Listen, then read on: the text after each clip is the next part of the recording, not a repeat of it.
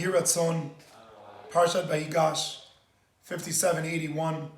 The Limun Shabila Refuat, Kol HaCholim, V'tocham Tanya Matot Magalit, Yosef Yair ben Aviv Chava, Harav Sivan ben Sima, B'toch Kol Shach Olei Israel.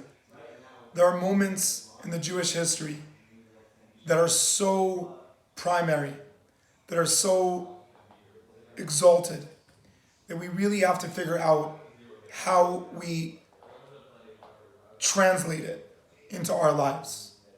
The moment in history that goes in this parsha are two.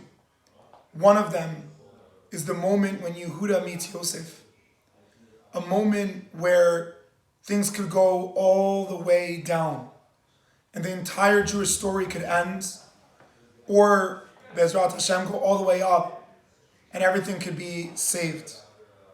And another moment where a father for 22 years is yearning to see his child and sees Yosef for the first time. And I think from both of these moments, we can learn a tremendous secret about Am Yisrael's story. When Yehuda goes over to Yosef, it is such an exalted moment, but the conversation is very complicated. Yehuda says to him, Yosef, you said to us X, and we said to you Y. You said to us X, and we said Y. So he's basically just giving back the story of what Yosef said and what the brothers said back. And we take a step back and we say to Yehuda, are you serious?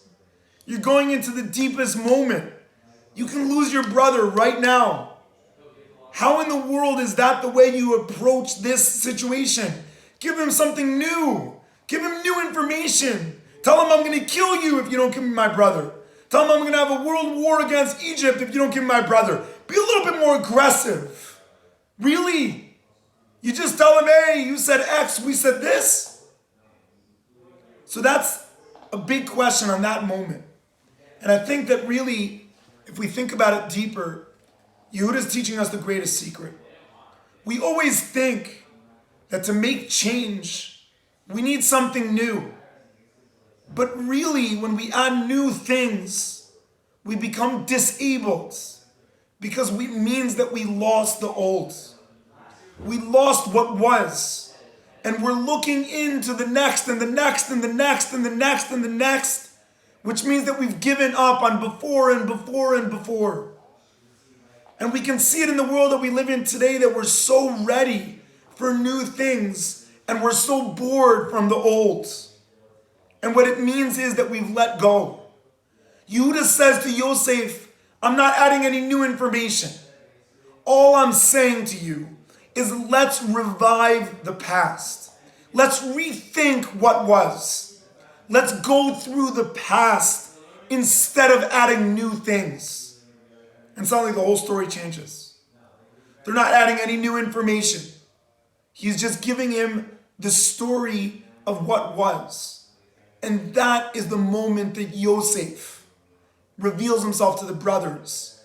And also revealing to us that the secret of change is to stop doing new things and start looking differently at the things that are. Stop looking for the new Mashiach that's going to come. And start looking at our children as Mashiach. Stop looking into what's the next big moment and start looking at what's right in front of us in new perspectives. Same too with the second big moment of our parsha. We know that it says that Yaakov sees the agalot, v'tipayem rucho. He sees that the agalot, and suddenly he's revived. So Rashi yells and says, what was it about these agalot that revived Yaakov? Answers Rashi, he remembers that the last thing he learned with Yosef was Eglah Arufa. What revived him was the memory of the new perspective on the learning.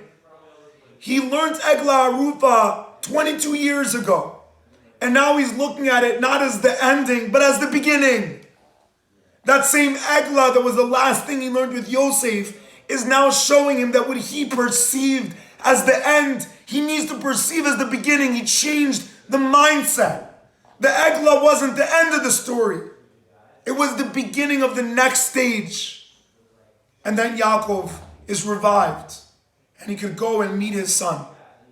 When he realizes that he needs to look at things differently. And so the bracha of this parsha, in the two great exalted moments of Yehuda convincing Yosef and of Yaakov reuniting with his son, we learn the same message. That if we cannot look differently at what is, then nothing new will ever bring happiness to our lives. Shabbat Shalom.